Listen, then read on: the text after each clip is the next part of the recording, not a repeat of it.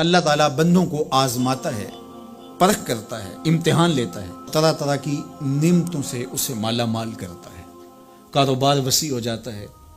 اس کے لیے دولت کے انبار لگ جاتے ہیں، دنیاوی مال و اسباب اس کے لیے جمع ہو جاتا ہے، منصب ملتا ہے، عہدہ ملتا ہے، اقتدار ملتا ہے،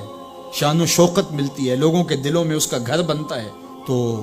اس کے ذہن میں یہ بات آتی ہے کہ میرے رب نے مجھے جو عزت دی ہے میں اس کا استحقاق رکھتا تھا، اور میں اگر اس لائق نہ ہوتا تو مجھے کیوں نوازا جاتا، تو گویا میرا رب میرے اوپر راضی ہے۔ اور پھر جب محفل نعت میں مہمان خصوصی بھی بن گئے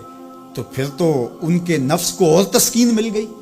جب پیر صاحب نے بھی ان کو ہی اہمیت دی تو پھر انہیں لگا کہ واقعہ ہی ہمارا رب ہم پہ راضی ہی ہے، تبھی تو ہمیں مذہبی طبقوں کے اندر بھی اہمیت مل رہی ہے، حالانکہ وہ جانتے ہیں کہ ہم نے یہ دولت کیسے حاصل کی ہے، وہ جانتے ہیں کہ ہمیں سجدے کی توفیق نصیب نہیں ہے، وہ جانتے ہیں کہ آج اس محفل میں مہمان خصوصی سے تو کل ہم شراب خانے میں تھے، انہیں پتہ ہے، لیکن اس کی طرف توجہ نہیں جاتی، سوچتے نہیں ہیں، بلکہ وہ یہ سمجھتے ہیں کہ ہمیں یہ جو عزت مل رہی ہے یہ اللہ تعالیٰ کی طرف سے ہماری کسی قبولیت کی وجہ سے یہ عزت ہے، حالانکہ یہ ان کی آزمائش تھی، ان کا امتحان تھا۔ دوسری بات، وَأَمَّا إِذَا مَبْتَلَاهُ، اور جب اللہ اس کو آزماتا ہے، فَقَدَرَ عَلَيْهِ رِزْقَهُ، اور اس کے رزق کو تنگ کرتا ہے، اس کو آزمائش کی بھٹی میں ڈالتا ہے، فَيَقُولُ رَبِّي أَهَانَنِ، تو پھر وہ چیخ اٹھتا ہے میرے رب نے تو مجھے ذلیل کر کے رکھ دیا۔ بیماری آ جائے، ابتلا میں مبتلا ہو تو وہ کہتا ہے کہ میرا رب مجھ سے ناراض ہو گیا، تو یہ انسان کی کج فکری، ایسا نہیں ہے۔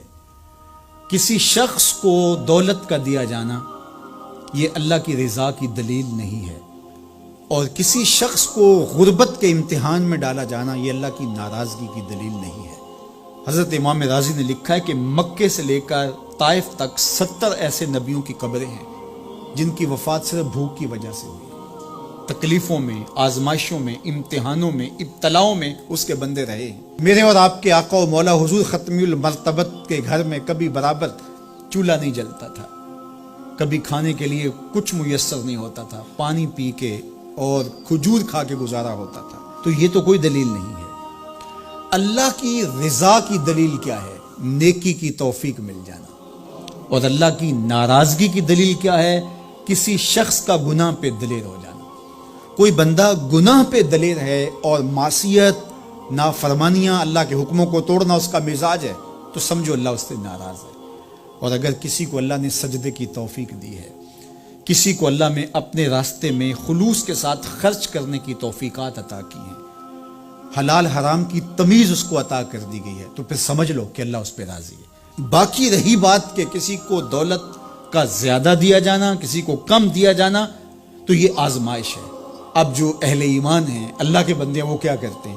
جب دولت زیادہ ملتی ہے، اقتدار ملتا ہے، منصب ملتا ہے، تو بس اللہ کے شکر کے دائرے میں آ جاتے ہیں، اور جب مصیبت آتی ہے، تکلیف آتی ہے، اذیتوں میں مبتلا ہوتے ہیں، تو پھر وہ یہ نہیں کہتے کہ ہمارے رب نے ہمیں ذلیل کر دیا، بلکہ وہ اس پہ صبر کرتے ہیں اور اللہ کے حضور دعائیں کرتے ہیں، التجائیں کرتے ہیں کہ مالک تو نے جو جس آزمائش میں ڈالا ہمیں پورا اترنے کی توفیق نصیب فرما، ہماری سفید پوشی کا بھرم نہ ٹوٹے، اور ہمیں اس مشکل وقت سے بچانا کہ جب ہماری یہ غربت ہمیں کفر تک لے جائے، اور جب ان کو دولت مندی دی جاتی ہے تو وہ ڈرتے ہیں کہ اللہ ایسا نہ ہو کہ یہ دولت ہمیں فرعون بنا دے، یہ دولت ہمیں نمرود بنا دے، ہمارے اندر بخل پیدا ہو، تکبر پیدا ہو، ہمارے اندر غرور